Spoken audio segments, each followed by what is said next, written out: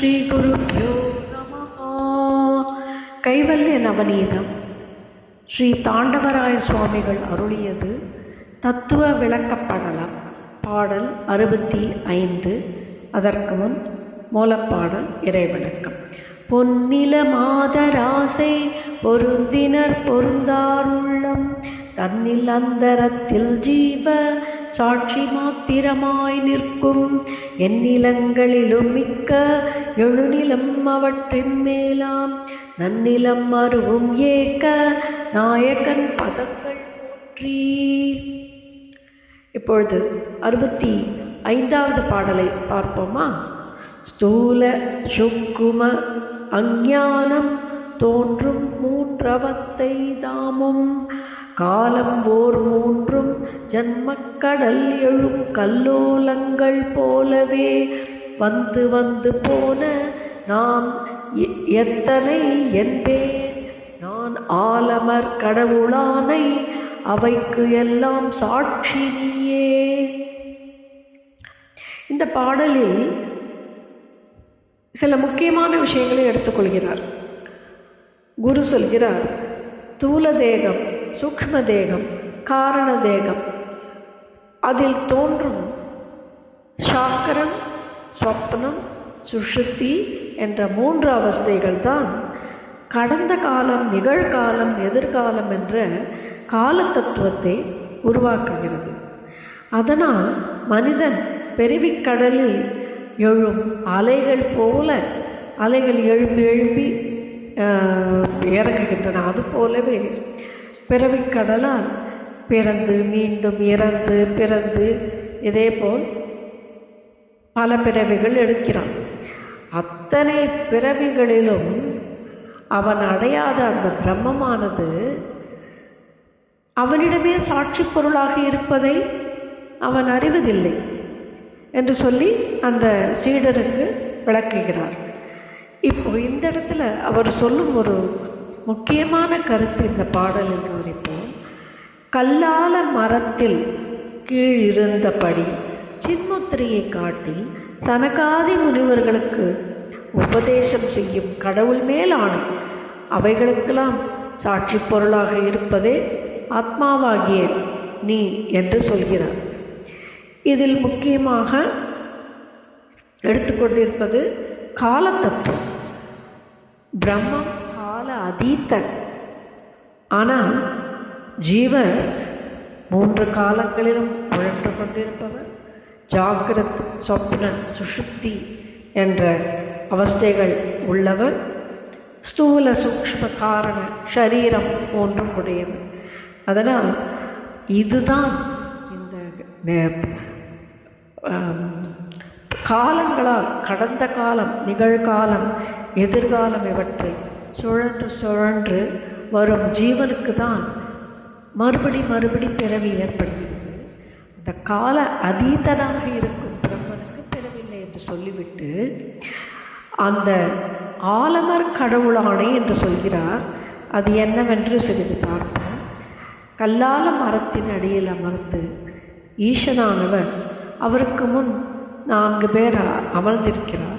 இவரோ மௌனமாக சின்முத்திரையை காட்டியபடி இந்த பிரம்ம தத்துவத்தை விளக்கினார். அவர்தான் அந்த ஆதிகுரு என்று இதில் கூறுகிறார்.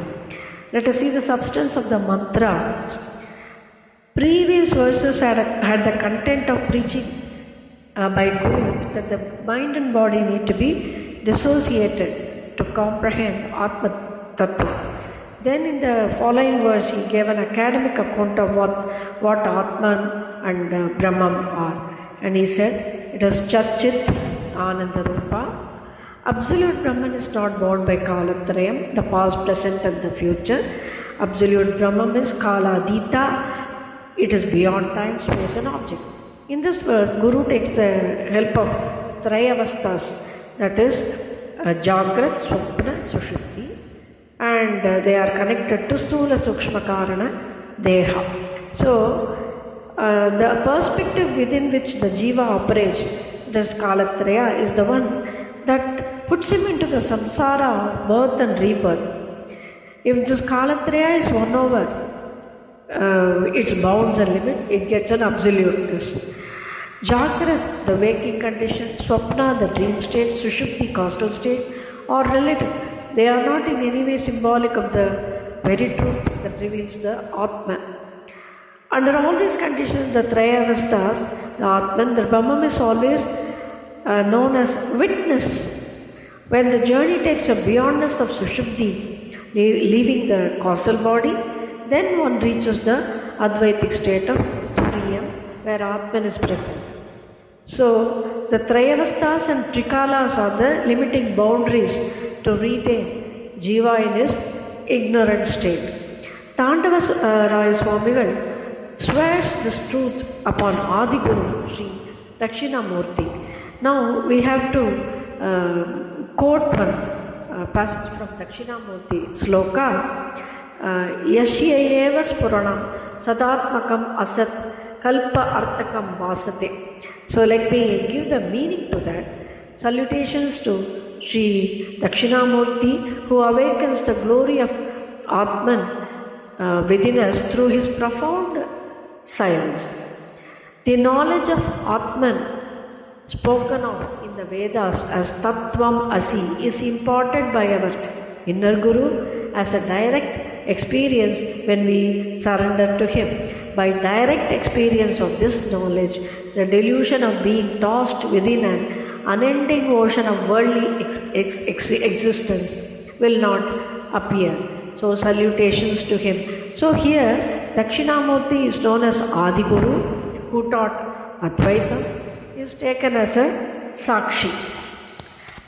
Kathopanishad mantra also states, when Nachiketas asks Yama, please teach me what is beyond dharmam and adharmam and krita and krita, and then bodhascha, bhavyascha, the past, that which is beyond past, present and future. So, the beyondness of Atman and the above the factors of time called the past, present and future is to be noted. One must try to visualize Atman in this perspective while trying to understand.